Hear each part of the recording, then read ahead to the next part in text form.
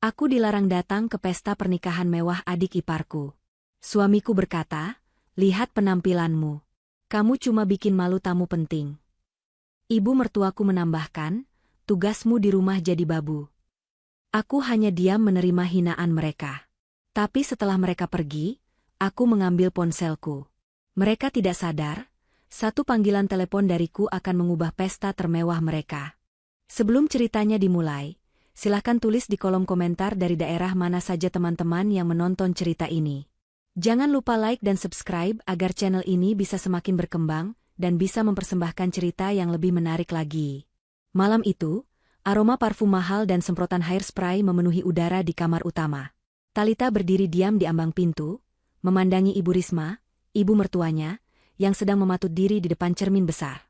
Gaun brokat berwarna emas mentereng itu tampak berkilauan, kontras dengan hijab sederhana yang dikenakan Talita. Di sebelahnya, Farhan, suaminya, sibuk merapikan dasi kupu-kupunya. Mereka akan menghadiri pesta pernikahan Nita, adik Farhan, di Hotel Bintang Kencana, hotel termewah di kota itu. Talita sudah bersiap. Ia mengenakan gamis satin berwarna dusty rose yang ia beli bulan lalu, satu-satunya pakaian pesta terbaik yang ia miliki. Hijabnya ia lilit rapi, tanpa hiasan berlebihan. Ia hanya ingin menghormati acara adik iparnya. Kamu sudah siap, Mas? Tanya Talita lembut. Farhan meliriknya dari pantulan cermin. Pandangannya dingin, bergerak dari atas kepala Talita hingga ke ujung kakinya. Ia mendengus. Ibu Risma berbalik. Wajahnya yang tegang karena riasan tebal langsung berubah masam saat melihat Talita. Mau apa kamu sudah rapi begitu? Tanyanya ketus. Tentu saja mau ikut ke pesta Nita. Bu, jawab Talita, berusaha sabar. Tawa Ibu Risma meledak, singkat dan menghina. Ikut? Kamu mau ikut? Ia berjalan mendekati Talita, menatapnya seolah Talita adalah kotoran di lantai marmer rumahnya. Talita, Talita, kamu tidak lihat ini acara apa? Ini pesta besar. Tamu ibu itu orang-orang penting semua. Pejabat, pengusaha besar. Kamu mau ikut dengan penampilan begini? Ibu Risma menunjuk gamis Talita. Lihat baju kamu itu. Kucel. Murahan. Kamu mau bikin malu Nita di hari pernikahannya? Kamu mau bikin malu ibu? Gak usah ikut. Hati Talita terasa seperti diremas. Ia menahan napasnya agar air matanya tidak jatuh. Ibu benar. Farhan akhirnya angkat bicara, suaranya datar tanpa emosi. Ia berjalan melewati Talita, meraih jas mahalnya. Penampilanmu itu bikin malu saja. Nanti semua tamu pentingku melihat istriku sepertimu, bisa hancur reputasiku. Mas, tapi aku kan? Sudah, bentak Ibu Risma. Dengar ya, biarkan kami menikmati pesta dengan bahagia tanpa kamu. Kamu di rumah saja. Lagi pula, tugasmu di sini kan memang jadi babu. Farhan membuka pintu depan, tidak menoleh sedikit pun pada istrinya. Benar kata ibu, di rumah aja. Tugasmu jadi babu, beres-beres rumah. Pastikan rumah ini bersih waktu kami pulang nanti. Pintu dibanting menutup. Suara mesin mobil mewah mereka menyala, lalu perlahan menjauh, meninggalkan Talita sendirian di ruang tamu yang besar dan hampa. Hinaan itu masih terngiang-ngiang. Babu. Mereka menyebutnya babu. Talita berdiri mematung selama beberapa menit. Ia tidak menangis. Rasa sakit hati itu sudah terlalu sering ia rasakan hingga berubah menjadi baja dingin di dalam dadanya. Ia memejamkan mata sejenak, menarik napas panjang, lalu mengeluarkannya perlahan. Wajah sedihnya mengeras, berubah menjadi ekspresi yang dingin dan penuh perhitungan. Ia tidak kembali ke kamarnya untuk berganti pakaian. Sebaliknya, ia berjalan ke ruang kerjanya yang tersembunyi di sudut rumah. Ia duduk di depan laptopnya, namun tidak membukanya. Ia meraih ponselnya yang terenkripsi, sebuah gawai yang tidak pernah Farhan atau Ibu Risma lihat. Talita membuka kontak rahasia. Ia tidak menelepon, hanya mengirimkan serangkaian pesan sandi yang sudah ia hafal di luar kepala. Pesan pertama dikirim ke tim Alpha. Isinya, aktifkan protokol kipas merah. Hotel Bintang Kencana, ballroom utama. Sekarang. Protokol kipas merah adalah kode untuk inspeksi K3, keselamatan dan kesehatan kerja, dan sanitasi mendadak dengan skala penuh. Ia berhenti sejenak, teringat pada calon suami Nita, Diki, yang menurutnya terlalu licin. Firasatnya selama ini tidak enak. Ia mengirim pesan kedua ke tim investigasi. Lakukan pengecekan ulang mendadak pada latar belakang mempelai pria, Diki Prayoga. Saya punya firasat buruk. Cek semua alias dan catatan keuangannya. Saya mau laporannya dalam 1 jam. Talita meletakkan ponselnya. Ia menatap pantulan dirinya di layar laptop yang gelap. Kalian ingin pesta yang bahagia, bisiknya pelan. Mari kita lihat, seberapa bahagia pesta kalian malam ini. Hotel bintang kencana berkilauan seperti permata di tengah kota. Ratusan tamu elit membanjiri ballroom utama. Karangan bunga impor setinggi manusia berjejer di sepanjang karpet merah. Ibu Risma dan Farhan melangkah masuk dengan dagu terangkat tinggi, menyapa setiap tamu penting dengan senyum lebar yang dipaksakan. Ah, selamat ya, Bu Risma. Pestanya mewah sekali, puji seorang wanita sosialita. Tentu saja, Jeng. Hotel ini milik kenalan saya. Saya dapat diskon khusus, bual Ibu Risma, padahal ia membayar harga penuh, bahkan sedikit lebih mahal karena permintaan dadakannya yang merepotkan. Di atas pelaminan, Nita duduk seperti seorang putri. Gaunnya bertabur kristal, dan ia tidak bisa berhenti tersenyum. Di sebelahnya duduk Diki, sang mempelai pria. Diki tampak sempurna. Wajahnya tampan, setelannya mahal, dan senyumnya menawan. Ibu Risma sudah memuja-muji calon menantunya itu. Seorang pengusaha tambang muda yang sukses. Lihat, Farhan. Adikmu beruntung sekali. Diki itu calon orang hebat. Tidak seperti istrimu di rumah, parasit tidak berguna, bisik Ibu Risma kepada Farhan. Farhan hanya mengangguk setuju, matanya sibuk mencari target bisnis di antara kerumunan tamu. Sementara itu, Diki, sang mempelai pria, sedang memainkan perannya dengan sempurna. Ia memuji Ibu Risma setinggi langit. Saya beruntung sekali bisa masuk ke keluarga terpandang seperti keluarga ibu. Setelah ini, dana investasi yang Ibu dan Farhan titipkan ke saya, pasti akan langsung saya putar di proyek tambang baru saya. Tentu, Nak Diki, kata Ibu Risma bangga. Ia sudah menyerahkan hampir seluruh tabungannya kepada Diki. Farhan juga menginvestasikan banyak uang yang sebenarnya diam-diam ia ambil dari rekening Talita. Diki tersenyum. Di tengah keriuhan pesta, ponsel di sakunya bergetar. Ia membukanya diam-diam di bawah meja. Sebuah pesan masuk dari rekannya sesama penipu. Bos, aman. Semua tamu VVIP sudah datang. Data mereka sudah kita pegang. Setelah pemberkatan selesai, langsung transfer semua, dana investasi, dari keluarga Risma ke rekening di Swiss. Kita menghilang besok pagi. Diki tersenyum licik ke arah Nita yang sedang tertawa bahagia. Ia tidak sabar menunggu acara ini selesai, dan ia bisa kabur dengan membawa miliaran rupiah, hasil menipu keluarga barunya.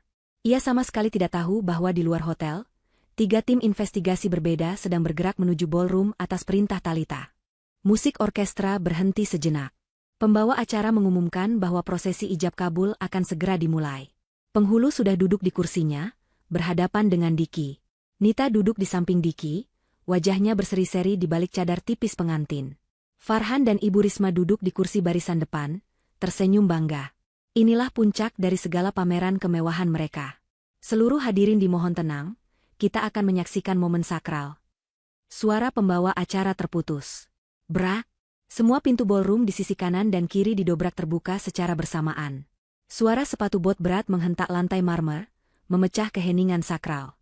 Puluhan orang berseragam masuk dengan langkah cepat dan teratur.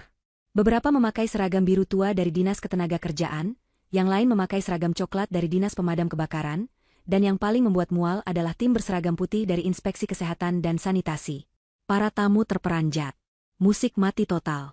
Seorang pria tegap berwajah tegas, pemimpin tim inspeksi, berjalan cepat ke tengah ruangan. Ia membawa megafon.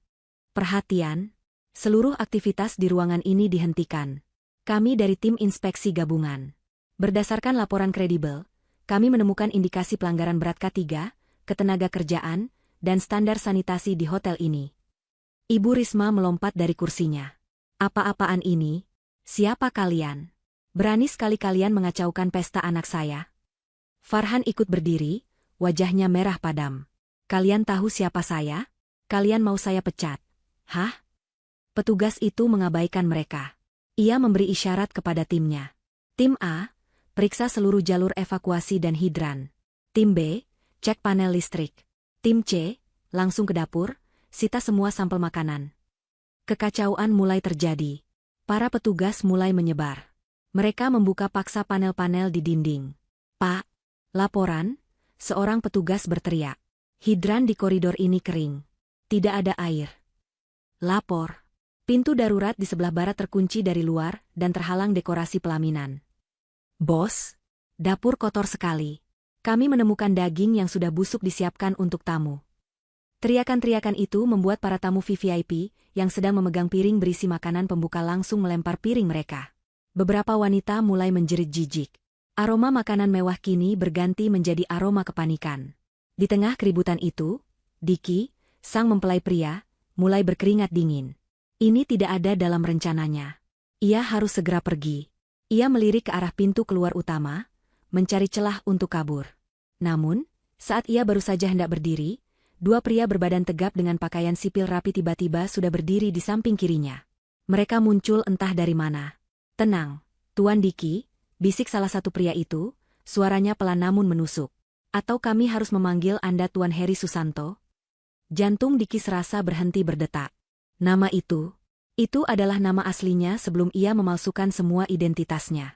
"Saya tidak mengerti maksud Anda," desis Diki, berusaha tenang. Pria kedua tersenyum tipis. Ia menunjukkan layar tablet yang menyala. Di sana ada foto Diki, atau lebih tepatnya Heri Susanto, dengan seragam tahanan berwarna oranye. "Catatan kriminal Anda cukup panjang. Penipuan investasi, pemalsuan dokumen. Anda baru bebas bersyarat 2 bulan lalu." Mata Diki membelalak ngeri. "Kami dari tim investigasi Independent Global Hospitality Group," lanjut pria pertama. "Atasan kami tidak suka ada penipu yang mengadakan pesta di salah satu properti kami. Anda harus ikut kami secara baik-baik." Tangan Diki gemetar hebat. Rencananya hancur. Bukan hanya uang miliaran yang akan hilang, tapi ia akan kembali ke penjara. Seluruh tubuhnya menegang, bersiap untuk melakukan satu-satunya hal yang ia tahu, kabur, dengan cara apapun. Nita, yang sejak tadi bingung melihat para petugas berseragam, akhirnya menyadari ada yang tidak beres dengan calon suaminya. Wajah Diki pucat pasi, dan ia sedang berbicara tegang dengan dua pria asing. "Mas Diki," panggil Nita, tangannya yang gemetar menyentuh lengan Diki. "Mas, ada apa ini? Siapa mereka? Kenapa mereka menuduhmu?" Nita tidak mendengar bisikan pria itu, tapi ia bisa merasakan ketakutan yang memancar dari Diki. Diki, yang merasa terdesak dari semua sisi, meledak. Kepanikan mengambil alih dirinya. Rencananya hancur. Para tamu yang ia incar untuk ditipu kini menatapnya dengan curiga. "Diam kamu!" bentak Diki, suaranya menggelegar ke seluruh penjuru ballroom yang mendadak hening. Semua mata, yang tadinya tertuju pada para petugas inspeksi, kini beralih ke pelaminan. Tamu, petugas, Ibu Risma, dan Farhan, semua tertegun mendengar bentakan kasar Diki. Nita kaget luar biasa. "Mas, kamu kok membentak aku?" tanyanya, air mata mulai menggenang. "Gara-gara keluarga miskin sokaya kalian ini, rencanaku hancur," raung Diki, matanya liar. Ia sudah tidak peduli lagi dengan penyamarannya. "Apa maksudmu, Mas? Keluarga miskin?" Nita berdiri, suaranya bergetar karena kaget dan malu. Ia menarik-narik lengan baju Diki. "Jelaskan, Mas, ada apa ini?" Tarikan Nita adalah batas terakhir bagi Diki. Ia merasa terpojok. Dengan kalap, ia mengayunkan tangannya sekuat tenaga. Plah! Suara tamparan itu terdengar sangat keras, menggema di seluruh ruangan. Lebih keras dari suara megafon petugas. Nita terlempar ke samping, gaun pengantinnya tersingkap. Ia jatuh tersungkur di lantai pelaminan, memegangi pipinya yang langsung memerah dan terasa panas. Cadar pengantinnya terlepas, memperlihatkan wajahnya yang basah oleh air mata dan penuh kebingungan. Hening. Seluruh ballroom membeku. Ibu Risma memekik ngeri. Farhan mematung, tidak percaya dengan apa yang baru saja ia lihat. Para tamu, terutama para influencer dan wartawan gosip yang diundang Ibu Risma, langsung mengangkat ponsel mereka. Lampu flash menyala di mana-mana. Kamera mulai merekam. "Dasar bodoh!" teriak Diki lagi kepada Nita yang tersungkur. Momen itu memecah keheningan. "Tangkap dia!" teriak salah satu pria yang menginterogasi Diki. Diki berbalik dan melompat dari pelaminan, berusaha lari menabrak kerumunan tamu. Tapi tim investigasi Talita sudah siap. Dua pria lainnya langsung menyergapnya, membantingnya ke lantai dengan keras. Diki meronta-ronta, topeng pengusaha suksesnya luntur total, berganti wajah seorang kriminal yang tertangkap basah. Di saat yang sama, tim sanitasi berteriak dari arah dapur, "Positif. Makanan terkontaminasi E. coli." Hentikan semua pelayanan. Kekacauan total meledak. Tamu-tamu wanita menjerit, memuntahkan makanan yang sudah terlanjur mereka kunyah. Para tamu VVIP berlarian menuju pintu keluar, saling dorong, takut keracunan sekaligus takut terlibat skandal. Di atas pelaminan, Nita menangis histeris, bukan lagi karena bahagia, tapi karena rasa sakit dan malu yang tak terhingga. Ibu Risma pingsan di kursinya.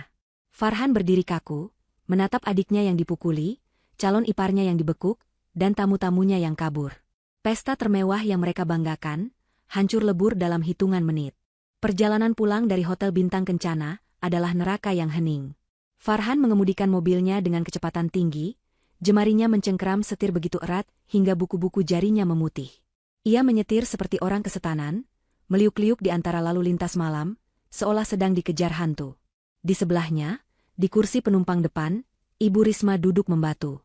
Gaun emasnya yang mewah kini kotor, ada bekas jejak sepatu di ujungnya entah dari siapa. Riasan di wajahnya telah luntur total, bercampur dengan air mata yang sudah mengering, meninggalkan jejak-jejak hitam maskara di pipinya. Sanggulnya miring, tampak menyedihkan. Ia terisak tanpa suara, napasnya tersengal-sengal, menahan malu dan amarah yang meluap-luap. Farhan tidak mengucapkan sepatah kata pun. Rahangnya mengeras. Bayangan wajah Nita yang ditampar, jeritan histeris adiknya, kilatan lampu flash ponsel, dan cemoohan para tamu berputar-putar di kepalanya tanpa henti. Ia malu. Ia marah. Ia hancur. Reputasinya, yang ia bangun dengan susah payah di atas kebohongan, kini luluh lantak dalam satu malam. Dan Diki, pria yang ia kira akan menjadi koneksi bisnis tambang terbesarnya, ternyata seorang penipu kelas 3, seorang kriminal yang tega melakukan KDRT di hari pernikahannya sendiri. Ini adalah mimpi buruk. Mobil akhirnya berbelok memasuki halaman rumah besar mereka. Rumah itu tampak tenang dan damai, sangat kontras dengan badai yang baru saja mereka alami. Farhan membanting pintu mobil dengan keras. Ibu Risma menyusul di belakangnya, berjalan tertatih-tatih dengan sepatu hak tingginya yang sepertinya patah sebelah. Ketika Farhan membuka pintu depan, hal pertama yang menyambutnya adalah keheningan dan kebersihan. Lantai marmer mengilap, tidak ada setitik debu pun. Bantal-bantal sofa tertata rapi. Meja kaca bersih berkilau. Aroma pembersih lantai dengan wangi lemon yang samar tercium. Persis seperti yang ia perintahkan. Di rumah aja. Tugasmu jadi babu, beres-beres. Lalu, matanya menangkap satu sosok. Di ruang tamu yang luas, di sofa bludru yang mahal, Talita duduk dengan tenang. Ia masih mengenakan gamis satin berwarna dusty rose yang tadi mereka hina. Hijabnya masih terpasang rapi. Kakinya terlipat sopan, dan tangannya tergenggam tenang di atas pangkuan. Ia tidak terlihat sedih. Ia tidak terlihat marah. Ia hanya terlihat tenang. Perhatian Talita tertuju sepenuhnya pada televisi layar datar berukuran 80 inci yang tergantung di dinding. Layar itu menyala, menayangkan siaran berita malam. Berita viral malam ini, suara pembawa berita terdengar jelas dan antusias. Sebuah pesta pernikahan yang digelar di Hotel Bintang Kencana berubah menjadi bencana total. Acara yang seharusnya menjadi hari bahagia bagi kedua mempelai, Nita dan Diki, justru berakhir dengan penangkapan dan skandal. Di layar, rekaman video amatir yang diambil dari ponsel tamu mulai diputar. Gambarnya sedikit goyang, tapi sangat jelas. Video itu menayangkan detik-detik Diki berteriak, "Dasar bodoh." Dan kemudian, plak, tamparan keras itu mendarat di pipi Nita. Video itu menyorot wajah Nita yang terkejut dan jatuh tersungkur. "Tidak, Aa. Matikan. Matikan." Ibu Risma menjerit histeris. Ia berlari ke arah televisi, tangannya terulur seolah ingin merobek layar itu. Talita, dengan sangat tenang, mengambil remote control di sampingnya dan menekan tombol mute. Suara pembawa berita langsung lenyap. Kini, yang tersisa hanyalah gambar tanpa suara. Rekaman Nita menangis, Diki dibeku petugas, para tamu berlarian, dan sebuah close-up wajah Ibu Risma yang pucat pasi sebelum akhirnya pingsan di kursinya. "Kamu," desis Farhan. Napasnya memburu. Ia berjalan mendekati Talita, menatap istrinya dengan mata merah menyala. Kamu nonton ini?" Ibu Risma berbalik, tangisnya kini berubah menjadi raungan amarah. "Talita, kamu sengaja, ya? Kamu senang melihat kami hancur. Kamu menikmati ini, kan?" Talita mengangkat wajahnya, menatap ibu mertua dan suaminya bergantian. Ekspresinya datar. "Loh," katanya pelan, Suaranya terdengar begitu jernih di ruangan yang hening itu. Kok cepat pulang? Pestanya belum selesai, kan? Pertanyaan sederhana itu bagaikan bensin yang disiramkan ke api. Kurang ajar kamu, teriak Farhan. Ia menyambar vas bunga keramik di meja sudut dan membantingnya ke lantai. Prang! Pecahan keramik berhamburan kemana-mana. Kamu masih berani bertanya seperti itu? Kamu tidak lihat apa yang terjadi? Adikku dipermalukan. Keluargaku hancur. Dan kamu duduk santai di sini menonton TV seolah ini tontonan komedi. Aku hanya bertanya, Mas, jawab Talita, suaranya tetap stabil, tidak gentar sedikitpun. Bertanya katamu. Ibu Risma maju, jarinya menunjuk-nunjuk wajah Talita. Kamu pasti senang. Selama ini kamu irikan sama Nita? Kamu iri karena dia dapat suami kaya raya, pengusaha tambang. Sementara kamu itu pembawa sial. Sejak kamu masuk rumah ini, hidup kami jadi susah. Bu, Talita berkata, Diki bukan pengusaha tambang. Dia penipu. Diam, bentak Ibu Risma. Kamu tahu apa? Kamu kan tidak ada di sana. Kamu cuma babu di rumah ini. Kamu tidak tahu malu. Suami dan mertuamu sedang menderita, kamu malah duduk santai di sini. Harusnya kamu ikut sedih. Harusnya kamu menangis. Kenapa saya harus menangis? Tanya Talita. Farhan tertegun. Ia berhenti marah sejenak, digantikan oleh kebingungan. Benar. Kenapa Talita setenang ini? Istri macam apa yang tidak menunjukkan simpati sedikitpun ketika suami dan keluarganya ditimpa musibah sebesar ini? Seharusnya Talita ketakutan. Seharusnya ia ikut panik. Tapi ia hanya duduk diam, menatap mereka dengan mata yang jernih dan dingin. Talita lalu mengambil remote itu lagi dan menyalakan suaranya. Pembawa berita masih bersemangat mengulas kejadian itu. Dan skandal ini tidak hanya berhenti pada KDRT dan penipuan mempelai pria. Pihak berwenang juga mengonfirmasi bahwa Hotel Bintang Kencana telah disegel sementara. Ditemukan pelanggaran K3 berat, termasuk hidran yang tidak berfungsi, pintu darurat yang terkunci, serta pemirsa, ditemukan kontaminasi bakteri E. coli pada makanan yang disajikan. Puluhan tamu dilaporkan mengalami mual dan muntah dan dilarikan ke rumah sakit terdekat. Wajah Farhan memucat. Keracunan massal. Ini bukan lagi sekadar malu, ini bencana hukum. Ibu Risma mulai gemetar. Ia menatap Talita dengan tatapan ngeri. Ketenangan Talita yang tidak wajar, kehancuran pestanya yang begitu mendadak dan total, semua itu terasa sangat aneh. Ini pasti ulahmu. Bisik Ibu Risma, suaranya bergetar. Ia teringat cerita-cerita lama. Kamu pakai ilmu hitam, ya? Kamu pakai guna-guna. Kamu sengaja mengirim santet ke pesta Nita agar hancur. Kamu iblis berhijab. Farhan, yang biasanya rasional, ikut terpengaruh. Ia menatap Talita dengan curiga. Jawab, Talita. Bagaimana kamu bisa setenang ini? Kamu ada hubungannya dengan semua ini, kan? Jawab. Talita menatap mereka berdua, yang kini terlihat kacau dan putus asa. Senyum tipis, senyum pertama malam itu, tersungging di bibirnya. Senyum itu dingin, tajam, dan sama sekali tidak ramah. Ia menekan tombol off pada remote. Layar TV menjadi hitam. Keheningan kembali menyelimuti ruangan, terasa jauh lebih berat dan mencekam daripada sebelumnya. Keheningan yang ditinggalkan oleh matinya televisi terasa memekakan telinga. Hanya suara napas Farhan yang memburu dan isakan tertahan Ibu Risma yang terdengar.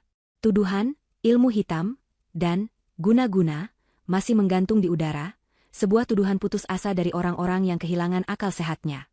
Farhan menatap Talita, menunggu jawaban. Wajah istrinya yang dulu selalu menunduk dan penurut, kini terlihat asing. Jawab, Talita. Kenapa kamu diam saja? Kamu senang kan, melihat kami menderita? Kamu menikmati kehancuran kami. Talita perlahan berdiri dari sofa. Gerakannya anggun dan terkendali, tidak terburu-buru. Ia meletakkan remote control di atas meja kopi dengan sangat hati-hati, seolah itu adalah benda berharga. Ia merapikan sedikit gamisnya yang bahkan tidak kusut. Kemudian, ia mengangkat wajahnya, menatap lurus ke mata Farhan. Sinar di matanya bukan lagi sinar seorang istri yang pasrah, melainkan sinar seorang hakim yang siap membacakan putusan. Ilmu hitam. Talita akhirnya angkat bicara. Suaranya tenang, namun setiap kata terdengar jelas dan menusuk. Tidak, Bu. Saya tidak butuh hal kotor seperti itu. Saya hanya memakai otak. Dan koneksi. Ibu Risma dan Farhan saling berpandangan, tidak mengerti. Omong kosong apa lagi ini? desis Farhan. Selama ini, Talita melanjutkan, ia berjalan pelan melintasi ruang tamu, melewati pecahan vas bunga yang dibanting Farhan tanpa meliriknya sedikitpun. Kalian berdua menganggapku bodoh. Kalian pikir aku hanya wanita berhijab udik yang tidak tahu apa-apa, yang tugasnya hanya memasak, mencuci, dan membereskan rumah ini. Ia berhenti di depan jendela besar, menatap kegelapan di luar. Kalian pikir, jualan online receh, yang aku kerjakan di ruang kerjaku itu adalah puncak karirku, kan? Memang itu kan kerjamu, sergah Ibu Risma. Menjual jilbab murah dan daster. Itu pun pasti tidak laku. Talita tertawa kecil. Tawa yang dingin, tanpa humor. Jualan online itu kedok, Bu. Agar kalian berdua tidak curiga kenapa saya selalu sibuk di depan laptop. Ia berbalik, menatap mereka berdua. Inilah saatnya. Nama saya Talita Salsabila. Dan saya adalah auditor kepatuhan dan risiko senior untuk Global Hospitality Group. Perusahaan induk yang memiliki, mengelola, dan mengawasi seluruh jaringan hotel bintang kencana di Asia Pasifik. Rahang Farhan ternganga. Ibu Risma mengerjapkan matanya, otaknya yang dipenuhi amarah berusaha mencerna informasi itu. Apa? Auditor? Apa itu? Global? Apa katamu? Bohong, teriak Farhan, lebih karena refleks daripada keyakinan. Kamu bohong. Tidak mungkin. Kalau kamu orang sepenting itu, kenapa kamu mau menikah denganku? Kenapa kamu mau diam saja waktu dihina sebagai babu? Itu pertanyaan yang bagus, Mas, kata Talita, melangkah mendekatinya. Pertama, karena aku mencintaimu. Dulu. Aku berharap cintaku bisa mengubah sikapmu dan ibumu. Aku berharap kalian bisa menghargaiku sebagai manusia. Tapi aku salah. Dan kedua, lanjutnya, suaranya semakin dingin, aku diam karena aku sedang mengumpulkan data. Bukan hanya data untuk perceraianku, tapi data untuk pekerjaanku. Pekerjaan? Ulang Ibu Risma, masih bingung. Ya, pekerjaan, tegas Talita. Hotel Bintang Kencana, tempat pesta kalian, sudah berada dalam pengawasanku selama 6 bulan terakhir. Manajer hotel itu, yang memberi ibu, diskon khusus. Talita tersenyum sinis. Dia adalah target utama investigasiku atas kasus penggelapan dana perusahaan, korupsi tender, dan pencucian uang. Farhan dan Ibu Risma mematung. Aku sudah hampir menangkapnya, jelas Talita, tapi aku butuh bukti kuat di lapangan. Aku butuh alasan untuk melakukan inspeksi mendadak berskala penuh tanpa dia curiga. Dan malam ini, kalian memberikannya padaku. Maksudmu? Bisik Farhan ngeri. Maksudku, kata Talita, perintah, protokol kipas merah, itu perintah untuk menyerbu ballroom itu datang dariku. Aku yang memerintahkan tim inspeksi K3, sanitasi, dan ketenaga kerjaan untuk masuk tepat jam 8 malam. Tepat sebelum ijab kabul. Ibu Risma terhuyung. Ia berpegangan pada sofa agar tidak jatuh. Kamu yang menghancurkan pesta anakku. Aku? Talita mengangkat alisnya. Bukan. Aku hanya menjalankan tugasku. Yang menghancurkan pesta itu adalah manajer korup yang kalian ajak bersekongkol. Yang menghancurkan pesta itu adalah fakta bahwa hotel itu memang tidak layak pakai. Hidrannya kering, dapurnya kotor, pintu daruratnya terkunci. Apa ibu lebih suka jika terjadi kebakaran sungguhan, dan semua tamu penting ibu mati terpanggang di dalam sana? Ibu Risma tidak bisa menjawab. Dan sekarang, soal Diki, lanjut Talita. Ia beralih menatap Farhan, yang wajahnya kini pucat seperti mayat. Firasatku soal dia tidak enak sejak awal. Orang yang terlalu sempurna biasanya menyembunyikan sesuatu yang besar. Jadi, 1 jam sebelum aku menyuruh timku menyerbu hotel, aku menyuruh tim investigasi keduaku untuk memeriksa latar belakangnya. Talita mengambil ponselnya yang terenkripsi dari saku gamisnya. Ia membuka sebuah file dan melemparkan ponsel itu ke sofa di depan Farhan. Baca, perintahnya. Dengan tangan gemetar, Farhan mengambil ponsel itu. Di layar, terpampang data yang sangat rinci. Nama asli, Heri Susanto. Foto Diki dengan seragam tahanan. Catatan kriminal, penipuan investasi skala kecil, pemalsuan identitas, penggelapan. Tim saya melacaknya dalam waktu kurang dari 1 jam. Jauh lebih cepat daripada kalian yang sudah mengenalnya berbulan-bulan. Farhan merasa mual. Semua uangnya. Semua uang ibunya. Habis. Kamu tahu semua ini, dan kamu membiarkannya? Tanya Farhan, suaranya nyaris tak terdengar. Membiarkannya? Talita menatapnya tajam. Aku menghentikannya, Farhan. Aku menghentikannya sebelum dia berhasil menipu kalian lebih banyak. Aku menghentikannya sebelum adikmu, Nita, secara sah menikah dengan seorang narapidana dan pelaku KDRT. Seharusnya kalian berterima kasih padaku. Terima kasih, pekik Ibu Risma. Kamu mempermalukan kami di depan seluruh dunia. Kamu membuat Nita ditampar di depan kamera. Kamu. Aku hanya menyingkap kebenaran. Bu, potong Talita. Aku tidak menyuruh Diki menampar Nita. Itu sifat aslinya yang keluar saat terdesak. Aku tidak menyuruh ibu bersekongkol dengan manajer hotel korup. Itu kesombongan ibu sendiri. Talita berjalan mengambil ponselnya kembali dari tangan Farhan yang lemas. Ia menatap ibu mertuanya yang kini menangis tanpa suara, tangisan putus asa. Seharusnya ibu lebih teliti, kata Talita pelan. Seorang penipu, biasanya bisa mengenali penipu lainnya, kan? Sindiran itu telak. Farhan dan Ibu Risma, yang selama ini hidup dalam kemewahan palsu, yang berpura-pura menjadi kalangan atas padahal hanya menumpang hidup pada babu yang mereka hina. Mereka, sama seperti Diki, adalah penipu. Dan malam ini, penyamaran mereka semua telah terbongkar. Keheningan yang mengikuti pengakuan Talita jauh lebih menakutkan daripada badai di pesta pernikahan. Ibu Risma ambruk ke sofa, tubuhnya gemetar hebat, matanya menatap kosong kepecahan vas di lantai. Ia tidak lagi menangis, ia dalam kondisi syok. Semua bualannya, semua kesombongannya, semua hinaannya, ia lakukan kepada wanita yang memegang kendali atas hotel tempat ia pamer. Ia telah menghina auditor senior yang membawahi properti itu. Ini bukan hanya memalukan, ini adalah bunuh diri sosial. Farhan, di sisi lain, bergetar karena alasan yang berbeda. Amarahnya yang tadi meledak-ledak kini telah padam, digantikan oleh es dingin ketakutan yang menjalar di tulang punggungnya. Auditor senior. Global Hospitality Group. Itu bukan lelucon. Itu adalah salah satu perusahaan multinasional terbesar di dunia. Gaji seorang auditor senior di perusahaan sebesar itu, pasti sangat besar. Jauh lebih besar dari penghasilan, bisnis online-nya yang ia bangga-banggakan. Tiba-tiba, sebuah pikiran mengerikan melintas di benaknya. Uang. Semua uangnya. Semua uang yang ia investasikan kepada Diki. Uang yang ia ambil dari rekening bersama. Rekening yang selama ini ia kira ia isi dengan keuntungan bisnisnya. Tapi jika Talita adalah... Tidak, desis Farhan, lebih kepada dirinya sendiri. Tidak mungkin. Kamu bohong. Kamu pasti bohong. Saya tidak punya alasan untuk berbohong, Mas, kata Talita. Ia sudah selesai dengan emosinya. Kini yang berbicara adalah Talita sang auditor, yang dingin dan analitis. Lalu uangnya? Teriak Farhan, suaranya naik menjadi panik. Ia merogoh saku celananya, mencari ponselnya. Tangannya gemetar hebat saat ia membuka aplikasi mobile banking. Uang kita. Kamu apakan uang kita? Matanya membelalak ngeri saat melihat saldo di rekening bersama mereka. Kosong. Kemana semua uangnya? Saldo rekening bisnisku juga nol. Kamu yang mengambilnya, kan?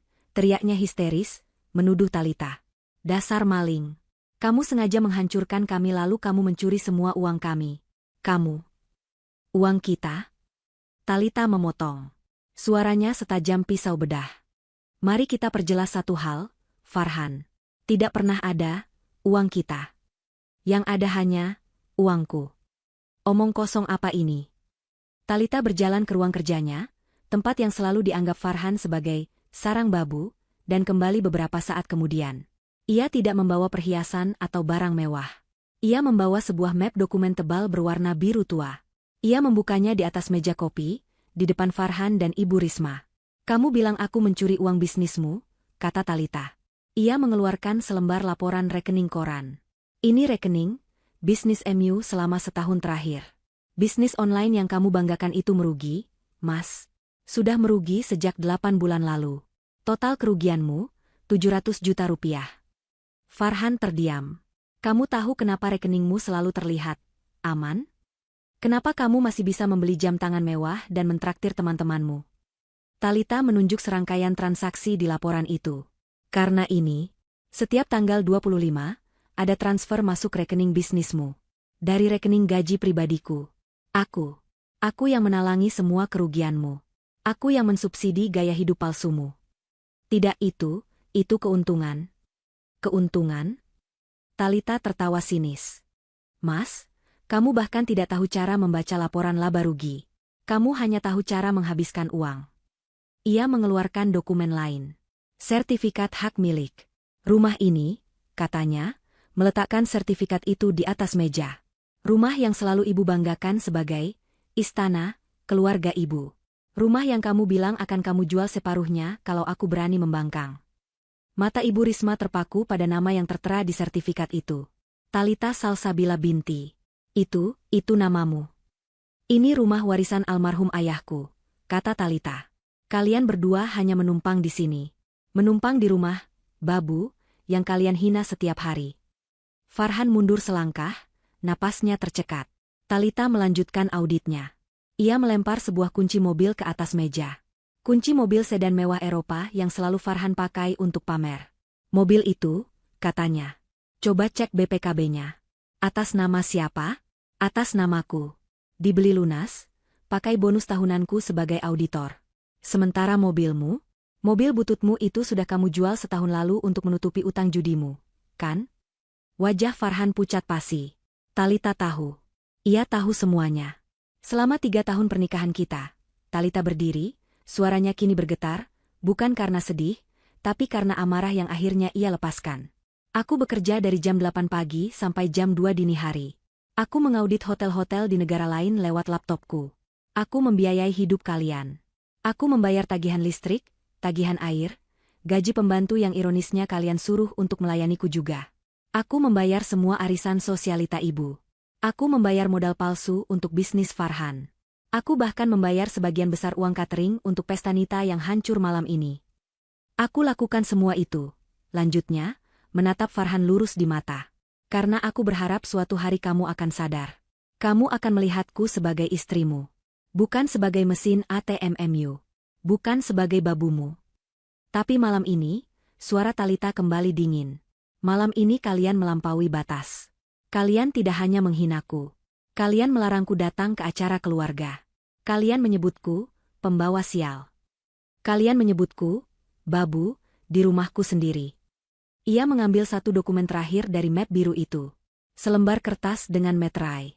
Kamu bilang tugasku jadi babu beres-beres, kata Talita. Baik. Tugasku sudah selesai. Aku sudah membereskan kalian semua dari hidupku. Ia meletakkan kertas itu di depan Farhan. Itu surat gugatan cerai. Dan surat somasi untuk kalian berdua. Aku menuntut kalian mengembalikan semua asetku yang kalian pakai.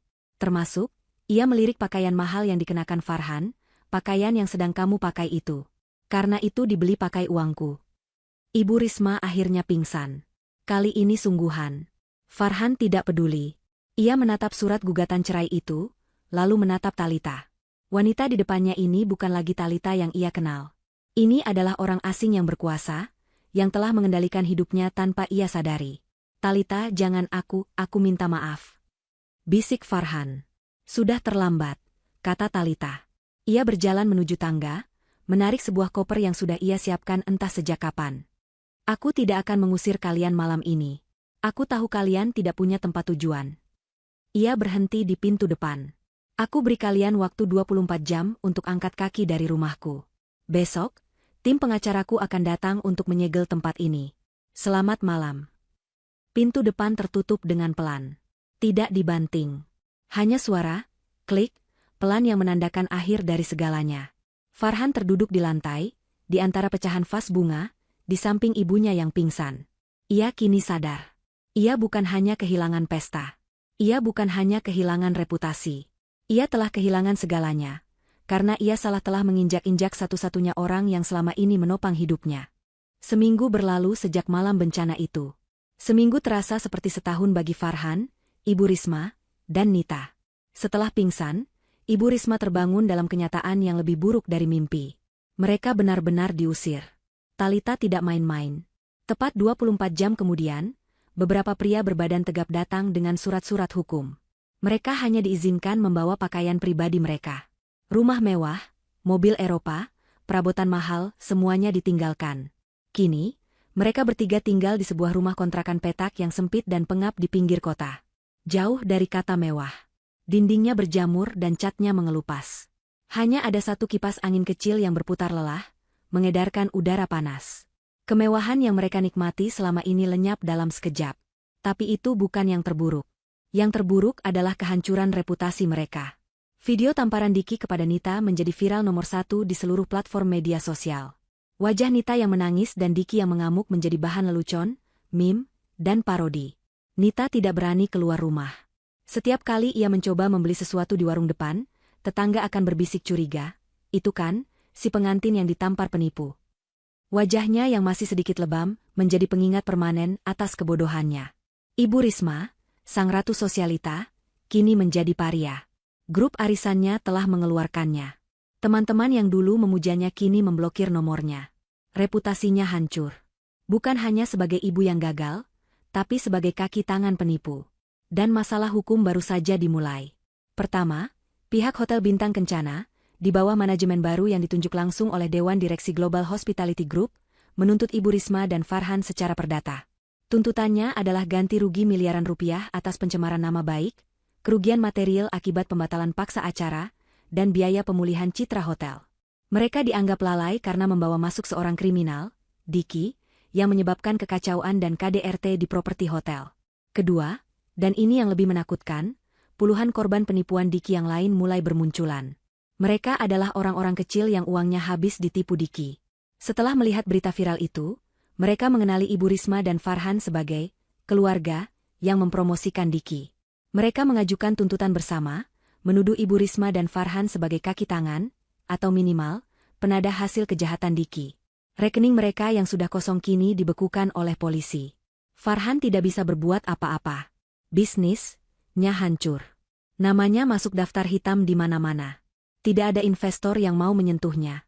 Ia menghabiskan hari-harinya dengan merokok di teras kontrakan yang sempit. Menyalahkan Talita, menyalahkan Diki, menyalahkan semua orang kecuali dirinya sendiri. "Ini semua gara-gara kamu, Bu," teriak Nita suatu sore, suaranya parau karena terus menangis. "Ibu yang menjodohkan aku sama penipu itu. Ibu yang sombong. Sekarang hidupku hancur. Aku malu, Bu, malu." "Diam kamu, Nita," balas Ibu Risma, sama histerisnya. "Kamu juga senangkan dipamer-pamerkan. Harusnya kamu berterima kasih sama Mbak MU, si Talita itu. Dia yang menghancurkan kita." "Talita?" Nita terdiam. Sebuah ide gila melintas di benaknya. Talita.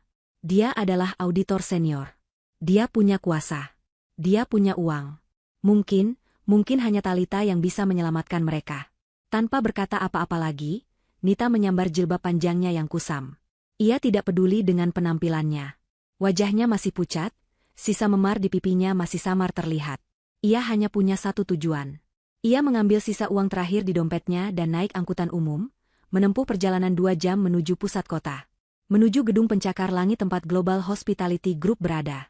Setibanya di lobi yang megah, ia tampak kerdil dan kotor. Resepsionis menatapnya dengan curiga. "Saya mau bertemu dengan Ibu Talita Salsabila," kata Nita dengan suara bergetar. "Apa sudah ada janji?" tanya resepsionis dengan nada profesional.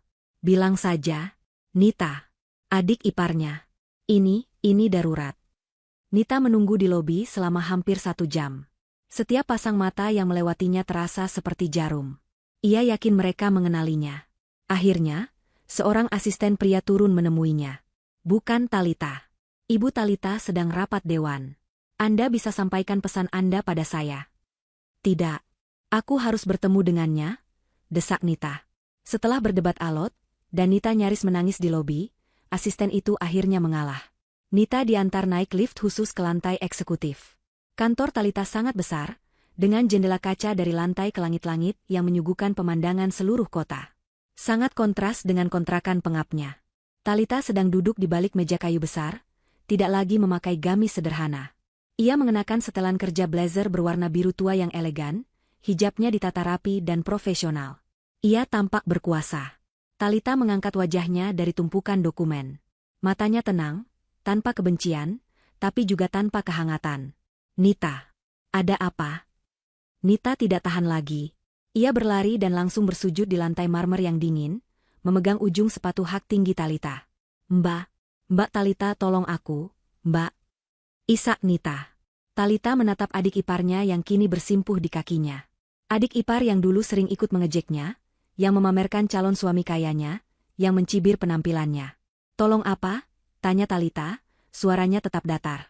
"Tuntutan itu, Mbak, tuntutan hotel, tuntutan para korban Diki. Kami tidak punya uang. Kami akan dipenjara. Rumah kami disita, rekening dibekukan. Farhan sudah gila. Ibu. Ibu juga." Nita mengangkat wajahnya yang basah oleh air mata, ingus, dan keringat. Wajahnya yang dulu cantik kini penuh keputusasaan. "Mbak kan orang penting di sini. Mbak bisa kan menyuruh hotel mencabut tuntutannya? Mbak bisa kan kasih kami uang untuk bayar korban Diki? Aku mohon, Mbak." Nita merangkak, berusaha memeluk kaki Talita. "Mbak, maafkan aku. Maafkan Ibu. Maafkan Mas Farhan. Tolong kami, Mbak. Aku mohon." Alita menatap Nita yang bersujud di lantai marmer kantornya. Wajah adik iparnya itu basah oleh air mata dan ingus. Pemandangan itu sangat kontras. Seorang wanita yang dulu begitu angkuh, yang selalu memamerkan tas bermerek dan perawatan wajah mahalnya, kini terlihat kotor dan putus asa, memohon di kakinya. Pakaian Nita kusam, dan hijabnya terpasang seadanya, memperlihatkan rambutnya yang lepek di bagian depan. Ia tampak seperti orang yang berbeda. Talita menarik kakinya perlahan, bukan karena jijik, tapi karena ia tidak ingin disentuh. Ia berjalan ke dispensernya, mengambil segelas air mineral, dan meletakkannya di meja rendah di depan sofa. Ia tidak menyuruh Nita untuk duduk. "Bangun, Nita," kata Talita, suaranya tetap tenang dan profesional. "Kamu mempermalukan dirimu sendiri." Nita tidak bangun. Ia hanya mengangkat wajahnya. "Mbak, aku mohon, hanya Mbak yang bisa bantu kami. Ibu. Ibu bisa gila. Mas Farhan juga. Kami akan dipenjara." "Dan apa yang kamu ingin aku lakukan?" tanya Talita. Ia kembali ke belakang meja kerjanya. Ia tidak duduk. Ia berdiri, melipat tangannya, menatap Nita dari posisi yang lebih tinggi. "Mencabut tuntutan hotel?" "Iya, Mbak." "Iya?" seru Nita penuh harap. "Aku tidak bisa," jawab Talita datar. "Tuntutan itu bukan tuntutan pribadiku. Itu adalah tuntutan hukum dari Dewan Direksi Global Hospitality Group. Hotel itu mengalami kerugian puluhan miliar, bukan hanya karena pestamu, tapi karena reputasi manajer korup yang bersekongkol dengan ibumu. Kasus ini sudah menjadi kasus korporasi. Aku tidak bisa menghentikannya. Kalau begitu bayar utang kami, Mbak," pinta Nita lagi, suaranya semakin putus asa. "Bayar ganti rugi para korban Diki. Mbak punya banyak uang, kan? Aku tahu Mbak punya. Tolong, Mbak, anggap saja ini sedekah." Talita menarik napas panjang. "Nita," katanya. "Dulu, kamu dan ibumu bilang penampilanku memalukan. Kamu bilang jilbab sederhanaku ini kampungan. Kamu tertawa paling keras saat Mas Farhan menyuruhku menjadi babu. Sekarang, kamu datang ke kantorku, bersujud di kakiku, meminta uangku untuk menutupi kejahatan dan kesombongan keluargamu." Nita terdiam. Wajahnya memerah karena malu. "Ini bukan tentang dendam, Nita," lanjut Talita, suaranya melembut sedikit, tapi tetap tegas. "Ini tentang konsekuensi. Aku tidak bisa membayar para korban Diki. Itu bukan tanggung jawabku. Itu tanggung jawab ibumu dan Mas Farhan yang serakah, yang tidak memeriksa latar belakang orang sebelum menyerahkan uang miliaran padanya. Itu tanggung jawab Diki, sang penipu. Membayar mereka berarti aku membenarkan tindakan kalian. Tapi kami akan hancur." Bisik Nita. "Kalian sudah hancur, Nita," kata Talita. "Kalian hancur sejak hari pertama kalian memutuskan untuk hidup dalam kepalsuan. Sejak hari kalian menginjak-injak harga diri orang lain untuk memuaskan kesombongan kalian sendiri." Talita mengambil dompetnya. Ia mengeluarkan beberapa lembar uang ratusan ribu. "Ini," katanya, meletakkan uang itu di meja. "Ini bukan untuk membayar utangmu. Ini uang untuk ongkosmu pulang naik taksi. Dan untuk makan malam ini." Talita lalu menekan tombol interkom di mejanya. "Santi, tolong antar Nona Nita ke lobi." Nita menatap uang itu, lalu menatap Talita. Harapan terakhirnya telah padam. Wanita di depannya bukan lagi Talita yang dulu. Ia adalah hakim yang telah mengetukkan palunya. Dengan tangan gemetar, Nita mengambil uang itu. Ia berdiri, terhuyung-huyung. Ia tidak mengucapkan terima kasih. Ia berjalan keluar dari ruangan itu tanpa menoleh ke belakang, dikawal oleh asisten Talita. Perjalanan pulang ke kontrakan petak adalah siksaan. Nita menangis di sepanjang perjalanan. Saat ia tiba, bau asap rokok yang pekat menyambutnya. Farhan sedang duduk di teras, di kursi plastik reot, dengan asbak yang penuh puntung. Ibu Risma terbaring di dalam, di atas kasur tipis di lantai, menatap langit-langit yang berjamur. "Bagaimana?" tanya Farhan dengan suara serak, bahkan sebelum Nita sempat duduk. Nita hanya menggelengkan kepalanya, air matanya kembali mengalir. Ia melempar sisa uang kembalian dari Talita ke meja. Dia tidak mau. Dia bilang ini konsekuensi. Bangsat. Farhan melompat berdiri, menendang kursi plastiknya hingga terbalik. Sombong. Sombong sekali dia. Dia sengaja melakukan ini. Dia ingin kita mati pelan-pelan. Dia wanita licik.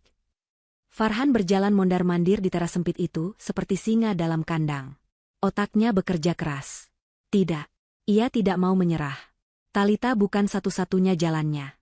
Dia masih punya koneksi. Dia masih Farhan yang hebat. Pesta itu dihadiri banyak orang penting. Mereka melihatnya. Mereka mengenalnya. Tiba-tiba ia teringat satu nama. Pak Darmawan. Seorang investor besar di bidang properti yang sempat mengobrol dengannya di awal pesta. Farhan sudah memamerkan rencana bisnisnya, dan Pak Darmawan tampak tertarik. Ya, Pak Darmawan adalah kuncinya. Dia pasti bisa membantunya. Dia bisa memberi pinjaman, atau mungkin pekerjaan. Dia hanya perlu menjelaskan situasinya. Menjelaskan bahwa dia adalah korban, sama seperti yang lain. Dengan tangan gemetar karena harapan baru, Farhan mengambil ponsel bututnya. Ia membuka daftar kontaknya. Untung ia sempat menyimpan nomor Pak Darmawan. Ia menekan tombol panggil. Jantungnya berdebar kencang. Dering pertama, kedua, ketiga. "Halo, dengan kantor Pak Darmawan. Ada yang bisa saya bantu?" Suara seorang sekretaris terdengar. "Selamat sore. Saya Farhan. Saya ingin berbicara dengan Pak Darmawan.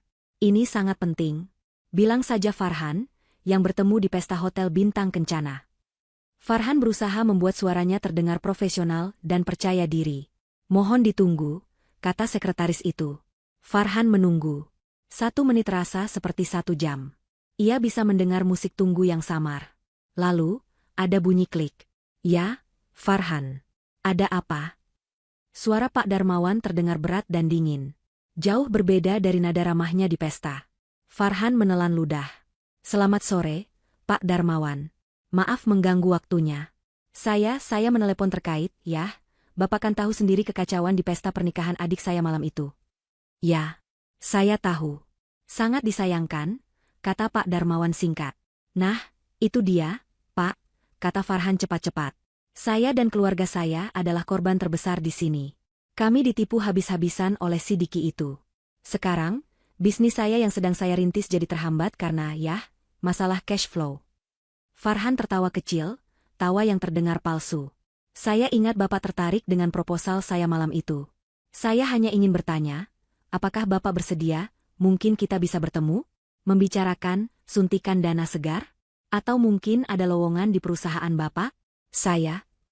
"Farhan," potong Pak Darmawan. Suaranya kini sedingin es.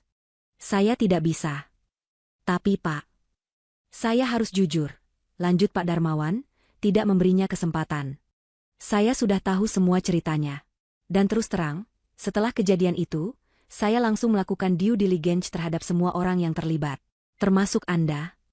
Jantung Farhan serasa berhenti berdetak. "Saya mengenal Nyonya Talita Salsabila," kata Pak Darmawan. "Apa?" bisik Farhan. "Saya mengenal beliau bukan sebagai istrimu yang kamu hina. Saya mengenal beliau sebagai mitra bisnis saya. Beliau adalah direktur regional yang baru di Global Hospitality Group. Seorang profesional yang sangat saya hormati. Beliau yang memimpin pembersihan kekacauan korupsi di hotel itu." Farhan lemas. Lututnya gemetar. "Nyonya Talita," lanjut Pak Darmawan, "telah memberi peringatan kepada seluruh Dewan Asosiasi Bisnis kami. Beliau memasukkan nama Anda dan keluarga Anda dalam daftar hitam. Terlibat skandal penipuan, KDRT, dan memiliki catatan keuangan yang sangat buruk. Bisnis Anda yang katanya merugi itu, kami semua sudah tahu." Dada Farhan terasa sesak. Ia tidak bisa bernapas. "Jadi, jangan hubungi saya lagi, Farhan," kata Pak Darmawan. "Dan jangan coba-coba menghubungi rekan saya yang lain. Pintu sudah tertutup untuk Anda." Klik. Sambungan telepon terputus. Farhan menatap ponsel di tangannya. Itu adalah tembok terakhir. Tembok yang tidak bisa ia panjat, tidak bisa ia hancurkan. Talita tidak hanya menceraikannya. Talita tidak hanya mengambil kembali hartanya. Talita, dengan cara yang profesional, sistematis, dan legal, telah menghapus namanya dari dunia yang sangat ingin ia masuki. Ia bukan lagi Farhan si pengusaha. Ia bukan lagi Farhan si sosialita. Ia bukan siapa-siapa. Ponsel itu terlepas dari genggamannya, jatuh ke lantai semen yang retak. Farhan meluncur turun, bersandar di dinding kontrakan yang berjamur. Ia menatap kosong ke depan. Habis. Semuanya sudah habis. Pagi itu cerah. Di salah satu studio foto paling bergengsi di ibu kota, Talita Salsabila sedang tersenyum ke arah kamera. Ia mengenakan setelan blazer berwarna putih gading yang pas di badannya, dipadu dengan hijab sutra berwarna mocha yang ditata elegan. Wajahnya tampak segar, cerah, dan penuh percaya diri. Kilatan lampu flash kamera menyambut setiap posenya. Ia adalah bintang utama hari itu. Wajahnya akan menghiasi sampul depan majalah bisnis paling berpengaruh di negara itu. Judul besarnya sudah disiapkan. Audit Hati Nurani, Talita Salsabila, wanita inspiratif tahun ini. Membersihkan korupsi, memimpin ekspansi. Setelah sesi foto selesai, seorang wartawan muda menghampirinya untuk wawancara. Nyonya Talita, Anda fenomena. Dalam 6 bulan, Anda tidak hanya membersihkan skandal di Bintang Kencana, tapi Anda juga berhasil memimpin ekspansi global hospitality ke 3 negara baru. Apa rahasia Anda? Talita tersenyum hangat. Senyum yang tulus, yang sudah lama tidak ia tunjukkan. Tidak ada rahasia, jawabnya. Saya hanya percaya pada 3 hal. Transparansi, integritas, dan konsekuensi. Banyak orang pintar, tapi tidak banyak yang berintegritas. Dan banyak orang lupa bahwa setiap tindakan, baik atau buruk, selalu ada konsekuensinya. Wartawan itu mengangguk kagum. Luar biasa. Anda tampak begitu damai dan berkuasa. Rasanya semua yang Anda sentuh berubah menjadi emas. Talita tertawa kecil. Saya hanya berusaha melakukan pekerjaan saya dengan benar. Dulu, saya pernah berada di posisi di mana saya tidak dihargai. Saya belajar dari sana, bahwa harga diri kita tidak ditentukan oleh hinaan orang lain, tapi oleh cara kita bangkit dari hinaan itu. Di tempat lain, di sudut kota yang berbeda, matahari bersinar sama teriknya, namun terasa berbeda. Di sebuah pasar becek, bau amis ikan dan bau busuk sayuran bercampur di udara. Keringat dan lalat ada di mana-mana. Di salah satu lapak sayuran yang paling kecil dan paling kumuh, Ibu Risma duduk di bangku kayu reot. Wajahnya, yang dulu terawat mahal, kini legam terbakar matahari dan penuh kerutan. Rambutnya yang mulai memutih ia tutupi dengan bergo kusam. Ia tidak lagi memakai perhiasan emas. 2.000. 2.000 saja kangkungnya. Teriaknya dengan suara parau, bersaing dengan pedagang lain. Mau nawar berapa lagi? Sudah murah ini. Dasar pelit. Ia membentak seorang pembeli yang menawar harga. Kesombongannya masih ada, tapi kini terdengar menyedihkan, bukan menakutkan. Di sampingnya, Nita duduk di lantai, membersihkan kangkung dan bayam, mengikatnya dengan tali rafia. Wajahnya yang dulu cantik kini kusam dan mati. Ia tidak memakai riasan. Tangannya kapalan dan kotor karena tanah. Tatapannya kosong. Stigma sebagai pengantin penipu yang ditampar, membuatnya tidak bisa mendapatkan pekerjaan lain. Ia juga tidak bisa menikah lagi. Siapa yang mau dengan wanita yang sudah dipermalukan di seluruh negeri? Ia hanya diam, menjalankan tugasnya, mengikat sayuran, hari demi hari. Tiba-tiba, terdengar suara klakson keras dan raungan mesin diesel. Sebuah truk sampah besar berwarna oranye berhenti tepat di depan deretan lapak mereka, menghalangi jalan. Bau busuk yang menyengat langsung menyeruak, membuat para pembeli menutup hidung dan pergi. "Woi, minggir, minggir. Sampah mau lewat," teriak seorang kernet. Seorang pria dengan seragam oranye yang kotor dan robek, melompat turun dari belakang truk. Tubuhnya kurus, kulitnya hitam legam terbakar matahari, dan wajahnya ditumbuhi janggut tipis yang tidak terurus. Keringat membanjiri wajahnya, bercampur dengan kotoran. Itu adalah Farhan. Ia berjalan tertatih-tatih, menyeret sebuah tong sampah besar yang penuh dengan sisa sayuran busuk dan air ikan dari lapak di sebelah. Pekerjaan itu jelas terlalu berat untuknya. Napasnya terengah-engah. Saat ia berhenti sejenak untuk menyeka keringat di pelipisnya dengan lengan bajunya yang kotor, matanya bertemu dengan mata Ibu Risma. Ibunya menatapnya dengan pandangan kosong. Lalu ia menoleh ke Nita. Adiknya juga menatapnya. Tidak ada yang berbicara. Tidak ada sapaan. Tidak ada tangisan. Hanya ada pengakuan diam atas kehancuran mereka bersama. Farhan, si pengusaha gagal. Nita, si putri yang dipermalukan. Dan Ibu Risma, si ratu sosialita yang jatuh. Mereka bertiga kini adalah sampah masyarakat, persis seperti apa yang sedang diangkut oleh Farhan. Farhan membuang muka lebih dulu. Rasa malu membakarnya. Ia harus segera pergi. Tepat saat itu, sebuah sedan hitam mewah terbaru melintas pelan di jalan raya di samping pasar. Kaca jendelanya gelap, tapi Farhan tahu mobil itu. Itu mobil dinas direktur. Mobil yang seharusnya bisa jadi miliknya. Untuk sesaat, ia melihat bayangan seorang wanita berhijab elegan di kursi belakang, sedang si batuk menelepon. Wanita itu tidak menoleh. Mobil itu terus melaju, meninggalkan pasar, menuju gedung-gedung pencakar langit yang berkilauan di kejauhan. Farhan. Sebuah bentakan keras menyadarkannya. Mandornya, seorang pria gempal berkumis tebal, berteriak dari atas truk. Cepat kerjanya. Kamu itu babu sampah, bukan raja. Jangan melamun, angkat sampahnya. Farhan tersentak. Babu. Kata itu menghantamnya seperti tamparan diki di wajah Nita. Kata yang dulu ia gunakan untuk menghina istrinya, kini menjadi panggilannya sehari-hari. Farhan menundukkan kepalanya dalam-dalam. Ia tidak berani menatap ibu atau adiknya lagi. Dengan sisa tenaga yang ia miliki, ia memeluk tong sampah yang bau itu, mengangkatnya dengan susah payah, dan menuangkan isinya ke dalam truk. Menjalankan takdirnya sebagai babu yang sesungguhnya.